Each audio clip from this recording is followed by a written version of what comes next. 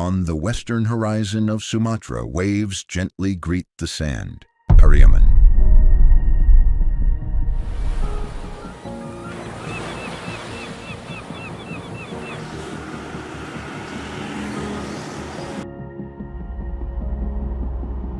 Pariaman is not only beautiful in nature, but also in culture and art, which are everywhere.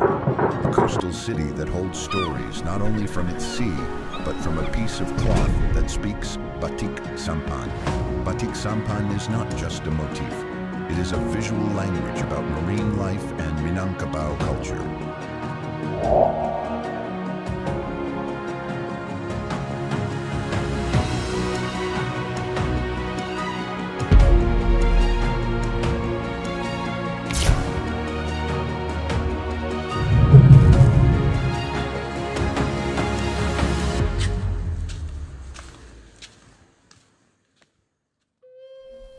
Berdirinya Batik Sampan Pesona Minang ini kurang lebih sudah 6 tahun yang lalu, tepatnya sekitar bulan Oktober 2019.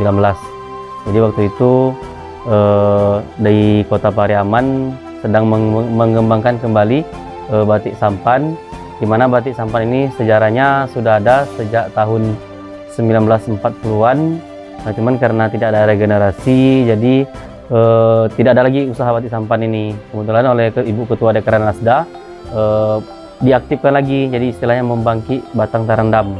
Nah, jadi itulah kami ikut serta di situ untuk mengembangkan industri batik sampan. Untuk nama Batik Sampan sendiri, pertama sekali ya karena memang berdiri awal mulanya itu ada industri batik di Kota Pariaman itu di Dusun Sampan. Ya, jadi makanya namanya brand batik Pariaman itu Batik Sampan. Karena ada story ya, ada historinya. Kemudian untuk Pesona Minang sendiri, karena motif batik yang kami buat itu mengandung unsur adat kebudayaan Minangkabau. Jadi makanya kami ambil nama Pesona Minang, Batik Sampan Pesona Minang. Untuk perbedaan lebih cenderung ke motif, karena untuk batik sendiri memang sumbernya itu memang dari Pulau Jawa. Jadi untuk proses saya kira hampir sama di Indonesia, karena memang sumber istilah batik itu dari Jawa. Cuman untuk yang membedakannya itu di motif, di mana Batik Sampan sendiri motif kami adat kebudayaan Minangkabau, terutama khas Pariaman gitu, seperti motif tabui. Nah, jadi yang membedakannya dari motif. Ya, untuk motif sendiri beraneka ragam. Kalau untuk motif khas Pariaman yang paling utama itu motif tabui, kemudian motif baruk memanjat karambi, kemudian motif laut, kemudian untuk yang umumnya seperti motif sirih gadang, motif itik pulang petang, dan lain-lain.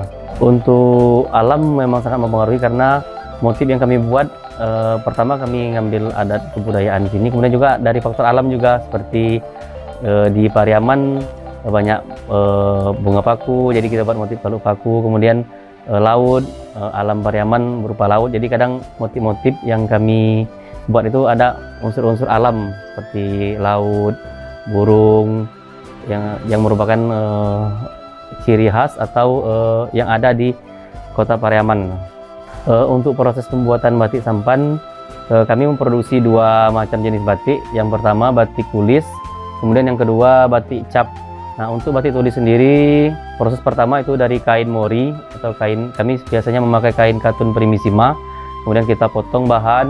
Biasanya kami menjual dalam bentuk kain ukuran 2,5 meter.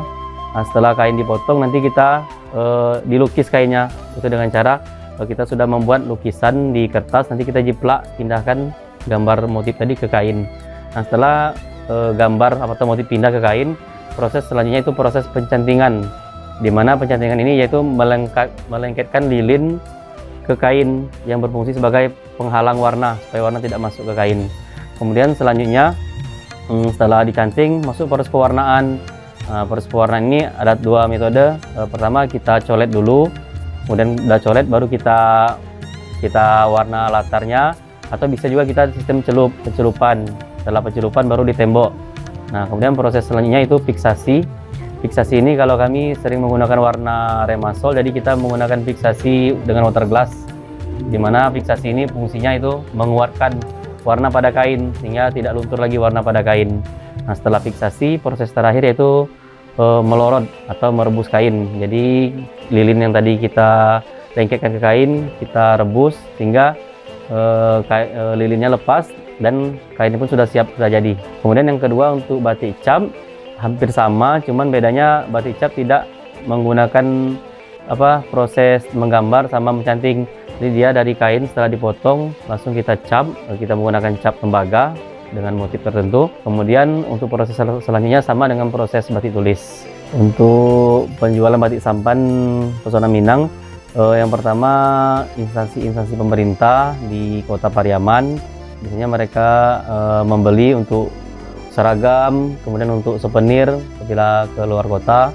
Kemudian kita juga menjual via sosial media, yaitu melalui Facebook dan Instagram. Nah, di Facebook dan Instagram ini alhamdulillah pemasaran cukup luas, karena kadang kita nggak disangka-sangka dapat pesanan dari Kalimantan, kemudian dari Jakarta. Nah, kadang yang belum kita kenal, cuman karena kita lewat sosial media jadi kita bisa mendapat pasar dari luar.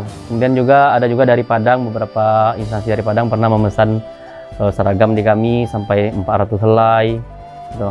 Jadi untuk pemasaran alhamdulillah baik lokal maupun di nasional ada pembelinya.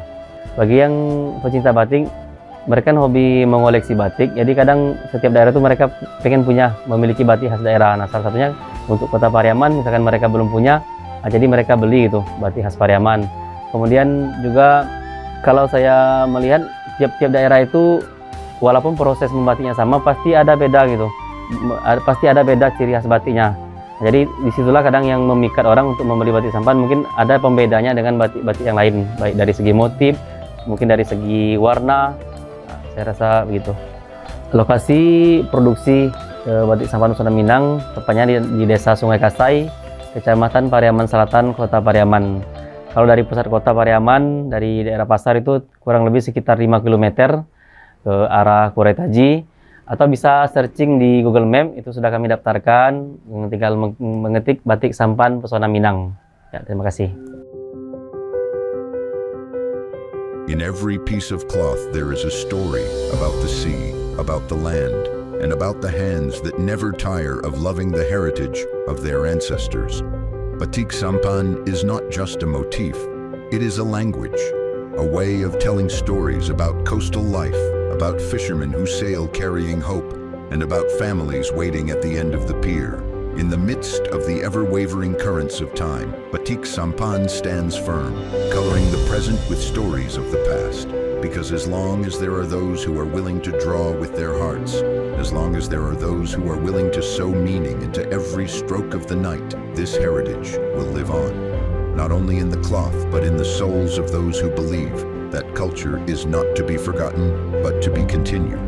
Batik sampan, a heritage from sea to land, from generation to generation.